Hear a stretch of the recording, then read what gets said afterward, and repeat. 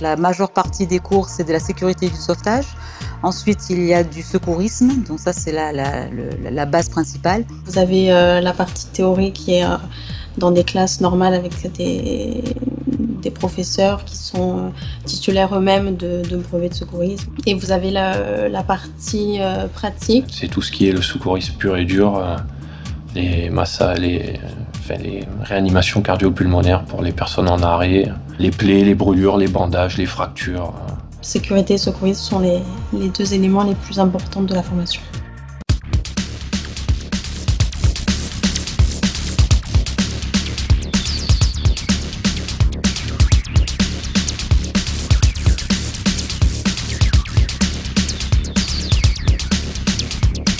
C'est des instructeurs qui sont formés dessus, qui sont déjà hôtesses ou stewards, qui eux forment sur la sécurité. C'est tout ce qui est incendie, évacuation d'un avion avec les toboggans. Ils apprennent à plonger dans la piscine avec leur gilet de sauvetage. Dès qu'ils sont dans l'eau, ils mettent le gilet de sauvetage, ils le gonflent, ils le font mettre au client. Le remorquage se fait jusqu'au canot de sauvetage. Ils doivent eux monter dans le canot, faire monter le passager. Il faut être à même de sauver des vies. Il y a le local qui est fait comme si c'était dans un avion. Ils ont une trappe qu'ils ouvrent, ils récupèrent un masque qu'ils mettent sur eux pour se protéger de la fumée avec une bouteille d'oxygène, un extincteur. Ils traversent comme si c'était un cockpit en fumée. Et ensuite ils rentrent dans une deuxième salle où il y a deux feux, un en haut et un en bas, et ils doivent les éteindre avec l'extincteur.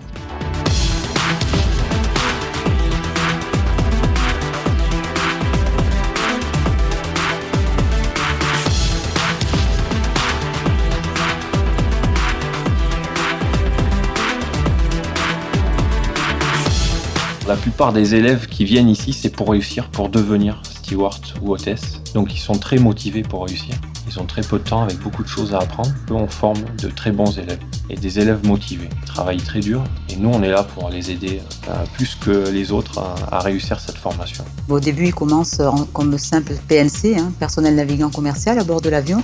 Et après, ils évoluent sur une carrière donc, de chef de cabine. Et en général, ça colle à ce qu'on a pu leur dire pendant la formation. Après, il y a un temps d'adaptation par rapport à la fatigue, au rythme de travail.